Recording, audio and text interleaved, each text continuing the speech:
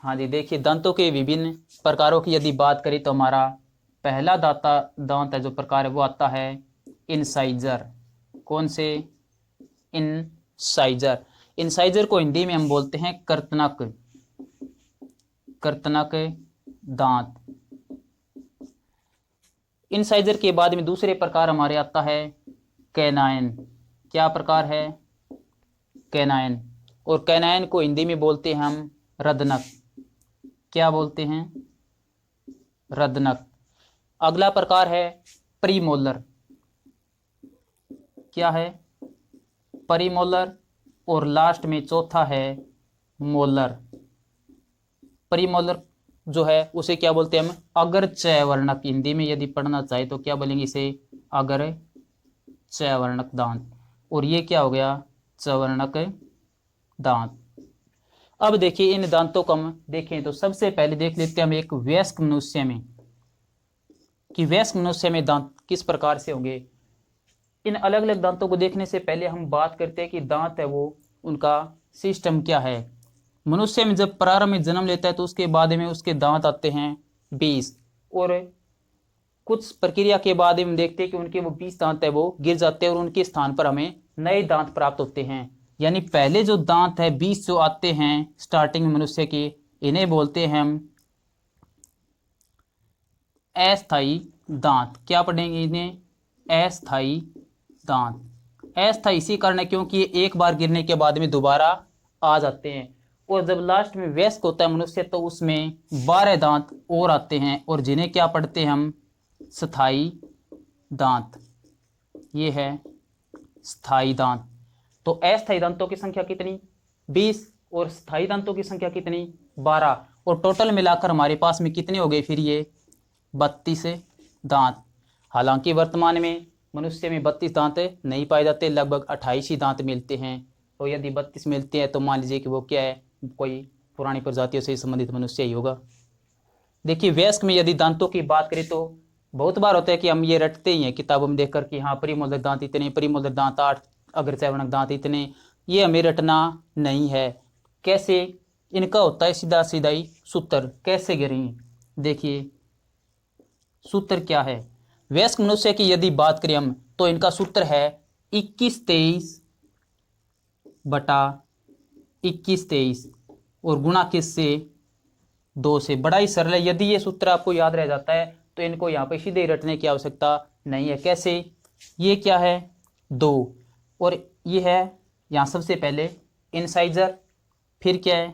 Canine, फिर premolar और फिर मोलर। यानी पहला जो जोड़ा है 2 2 इस तरीके से, इनको हम क्या करेंगे? इस 2 से गुणा करेंगे। कैसे? इस 2 को सबसे पहले इस 2 से गुणा किया तो कितना हो गया? 4। और 4 ही कितना इसके नीचे? 4 और 4 टोटल मिलाकर कितने हो गए? 8। यानी वयस्क मनुष्य में जो एनाइन दांतों की संख्या, इंसाइजर दांतों की जो संख्या है वो कितनी होगी? 8। उसके बाद में कौन से? कैनाइन यानी सी वाले। तो इस 2 को किससे गुणा करेंगे? 1 से। 2 को गुणा 1 से किया तो 2। और नीचे भी कितना? 2 को 1 से तो 2। 2 और 2 मिलाकर कितने हो गए? 4। यानी ये इन दांतों की संख्या कितनी होगी वयस्क में? 4। अब कौन से? प्रीमोलर दांत। और प्रीमोलर के लिए क्या करना है हमें? 2 को किससे गुणा करेंगे? 2 से। और नीचे भी 2 को 2 से, तो 2 2 4 और नीचे भी 4। 4 और 4 मिलाकर कितने हो गए? 8। और लास्ट में कौन से दांत बच गए? मोलर दांत यानी चयवर्णक दांत। इनकी संख्या कैसे होगी? इस 2 को किससे गुणा करना होगा? 3 से। तो 3 दुए 6 और नीचे भी 6। तो 6 और 6 टोटल कितने हो गए? 12। अब आप जोड़ लीजिए इनको, कितने दांत आ रहे हैं ये? टोटल कितने हो गए? 12 और 8 20, 20 और 8 28 और 4 है 32। यानी वयस्क मनुष्य में दांतों की संख्या कितनी होगी? 32, जो कि आपको पहले बताया ही था। और अब हम देखते हैं कि जब एक तो छोटा बच्चा है उसमें दांतों की संख्या किस प्रकार से है। वयस्क में हमने दांत देख लिए, अब देख लेते हैं हम एक किसी बच्चे में दांत। इनको भी रटने की कोई आवश्यकता नहीं है, इनका भी हमारे पास में एक सीधा ही सूत्र है। कैसे? देखिए यानी किसी छोटे बच्चे में यदि दांतों की संख्या निकालना चाहिए, इनका सूत्र है 2102 बटा 2102 और गुणा किससे? वही 2 से। 2102 का मतलब ऊपर क्या लिखेंगे, सबसे पहले कौन से है, इंसाइजर, फिर कैनाइन, फिर प्रीमोलर और फिर मोलर। ये है इनके दांतों का ऊपर हमने देखा तो वो क्रम है। तो सबसे पहले 2 को किससे गुणा करनी है, इस 2 से 2 दूनी 4 और नीचे भी 2 दूनी 4, 4 और 4 मिलाकर कितने हो गए 8। यानी किसी भी यदि बच्चे में हम देखना चाहें तो इंसाइजर दांतों की संख्या कितनी होगी 8। समझ में आया। अब देखिए अगला कौन सा प्रकार है, कैनाइन यानी कि रदनक। 2 को किससे गुणा होगी, 1 से, 2 एकम 2 और नीचे भी 2 और 2 और 2 कितने हो गए 4। यानी जो छोटा बच्चा है तो उसमें कैनाइन दांतों की संख्या कितनी होगी 4। तीसरा कौन सी दांत है, प्रीमोलर। 2 को किससे गुणा करेंगे, 0 से, कितने हो गए 0। 0 को किसी भी संख्या से मल्टीप्लाई यदि करते हैं तो कितना आएगा 0। नीचे भी 2 को 0 से गुणा किया तो 0। यानी बच्चे में यदि प्रीमोलर दांतों की संख्या देखना चाहिए तो कितनी आती है 0। मोस्ट इंपॉर्टेंट क्वेश्चन है कि किसी भी बच्चे में कौन से प्रकार के दांत नहीं पाए जाते। आपको 4 ऑप्शन मिलेंगे, इंसाइजर, कैनाइन, प्रीमोलर या फिर मोलर। तो आपको कौन सा टिक करना है कि जो भी बच्चा है उसमें कौन से प्रकार के दांत नहीं मिलेंगे, तो उन्हें प्रीमोलर दांत नहीं पाए जाते। आपको याद रखना है क्वेश्चन यही से पूछा जाता है दांतों से संबंधित। या तो ये कि मनुष्य में स्थायी और अस्थायी दांतों की संख्या कितनी है, तो या फिर कि बच्चे में कौन से प्रकार के दांत नहीं पाए जाते। तो आप क्या लिखेंगे, प्रीमोलर यानी कि अग्रचयवर्णक दांत बच्चे में नहीं पाए जाते। और लास्ट में कौन सा बच गया, मोलर दांतों की संख्या। तो देखिए यहाँ पे 2 को किससे गुणा करेंगे, 2 से, तो 2 दूनी 4 और नीचे भी 4 और टोटल 4 और 4 कितने हो गए 8। जोड़िए अब इनको, कितने हो गए सारे 8 और 4 12, 12 और 8 है 20। और मैंने पहले आपको बताया था कि मनुष्य में अस्थायी दांतों की संख्या कितनी होती है 20, क्योंकि वो एक बार गिरने के बाद में दोबारा आ जाते हैं। इसलिए मनुष्य को क्या बोलते हैं हम, द्विबारदंती भी बोलते हैं।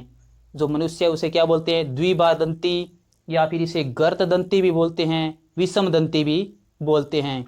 और यदि हम बात करें कि यदि चूहों में बात करें, हमें सुनने को मिलता है कि चूहों में दांतों की जो लंबाई है, चूहे क्यों कुतरते हैं किसी भी चीज़ों को, तो चूहों को कोई मजा नहीं आ रहा है उनको कुतरने में। उनके लिए क्या कंडीशन है कि उनको भगवान ने यही दिया, हमारे तो ये दिया नहीं है कि हमें यदि दांतों को चबाएंगे आपस में तो ही हमारे दांत संतुलित रहेंगे।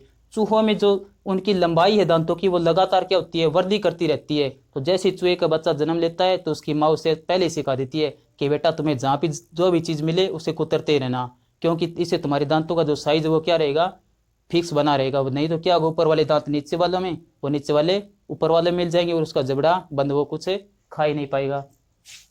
यानी यदि हम देखें तो चूहों में जो दांत है उनकी लंबाई को मेंटेन रखने के लिए, उनकी जो लंबाई है उनको सही समायोजित रखने के लिए चूहे क्या करते हैं, किसी भी चीज़ को कुतरते हैं। ये एक फैक्ट है, यहाँ पे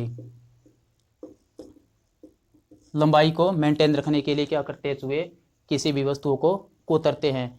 और हम बात करें कि जो हाथी है, हाथी में क्या होता है, जो हमें आगे जो दिखाई देने वाले दांत होते हैं वो कौन से प्रकार के दांत होते हैं, वो होते हैं इनसाइजर दांत यानी कर्तनक।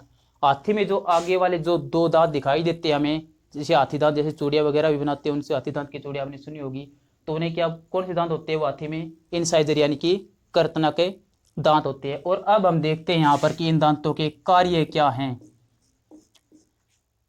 कार्य पूछ सकता है, या फिर स्थायी अस्थायी दांतों की संख्या, या वयस्क मनुष्य में कौन से दांत कितने कितने पाए जाते हैं। इनके अलावा दांतों से कोई क्वेश्चन नहीं बनता। एक क्वेश्चन आपको पहले ही बता दिया था कि दांतों के ऊपर एक कठोरतम भाग जिसे क्या बोलते हैं, इनेबल बोलते हैं, वह पाया जाता है।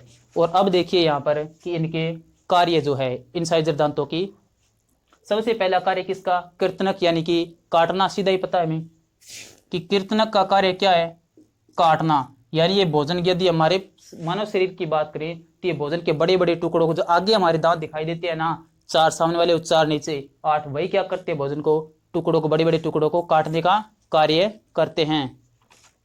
दूसरा प्रकार है हमारे कौन सा, कैनाइन।